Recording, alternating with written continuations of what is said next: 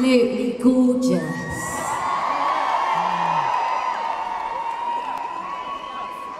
I love it when you're standing up. Hello! So remember earlier when I was talking about my little speech? Well, now's the time. So I did feel a bit guilty about this little speech because it's only 2 minutes long. I probably just added another 30 seconds onto it saying that. But it's 2 minutes long, and it's something that I feel very passionate about, and I think it's very important. And I felt bad because I was getting a lot of people on social media slagging me off for it. But I just found out that yesterday night, at the Morrissey gig, he made them watch a 30-minute film called Meet His Murder before he went on stage. So I don't feel really that bad about my speech now because it's kind of entertaining as well as informative.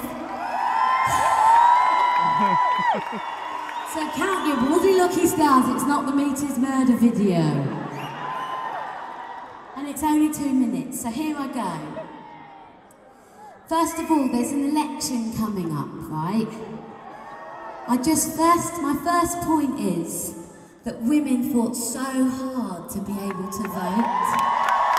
They tied themselves to railings, they were tortured and tormented to get the right to have a voice. 77% of government is male, so the only voice that we really have, apart from the very few women in government, is our vote. So first of all in this election, women, get out there. Make your voice count. The other thing is, if you don't vote, I'm telling you, the people in power always vote. It's in their interest to vote because they're protecting their money and stuff. So one vote away from them is giving them an extra seat, right? That's how it works. So I feel like with what's going on in government at the moment it's very convenient for the power to set two underprivileged groups against each other. In this case, it's the working class British and the immigrant / asylum seeker. Right. How easy it is for them to watch the poor struggle and fight each other while we ignore what they're doing, like tax evading.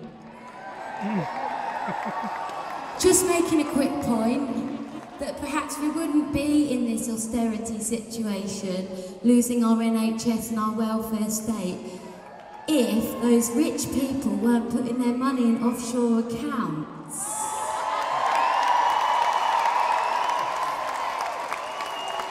So if you do anything, it's register to vote before the 20th. And I'd really appreciate it if you didn't slag me off on Twitter for saying so.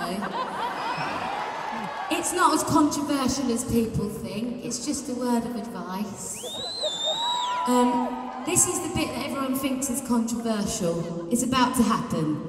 This is what that last song would sound like if UKIP got in power 10 years ago.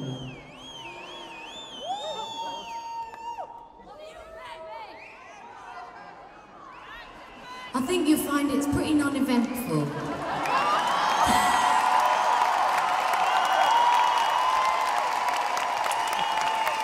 Anyway, anybody who doesn't vote is possibly playing into their hands and giving them another opportunity because everyone who believes in that party are going to go out and vote. So please vote.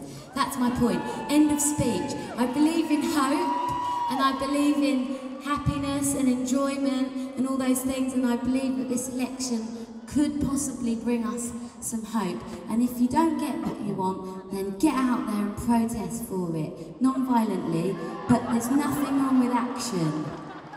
I'll be with you. Here we go. Something positive.